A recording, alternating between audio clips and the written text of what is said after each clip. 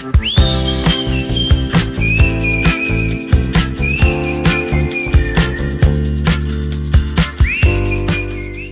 you ever entered a home with a sleek, minimalist aesthetic and thought, wow, classy? Or maybe you're someone who's drawn to a more bold, colorful home instead.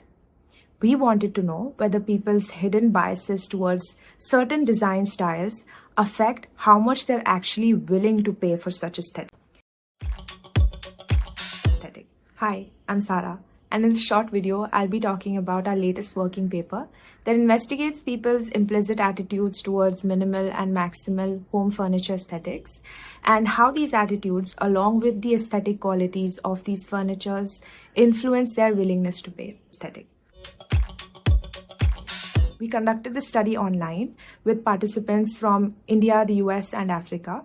And these participants were asked to fill out the implicit association test, which was essentially used to understand whether they link certain design aesthetics with words like tasteless, sophisticated, elegant, etc. Along with that, they also rated these furnitures on certain dimensions like symmetry, complexity, innovation.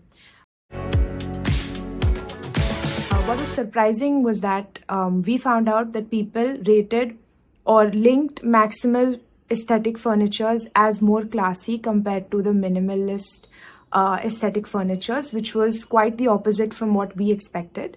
Another thing that we noticed was that people that rated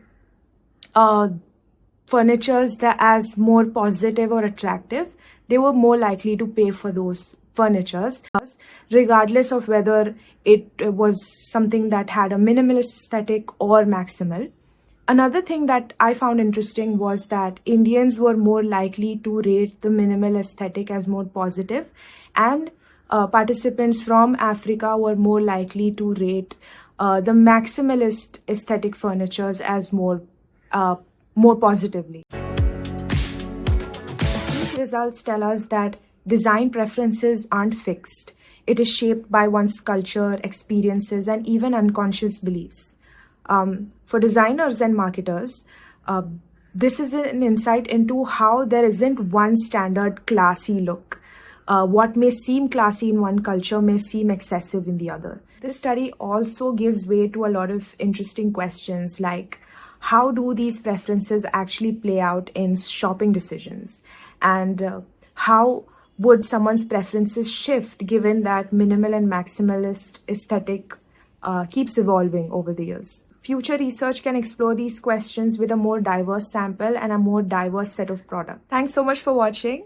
You can follow the link in our description to read the full text. And don't forget to subscribe to Monk Prayogshala for more research explained in minutes.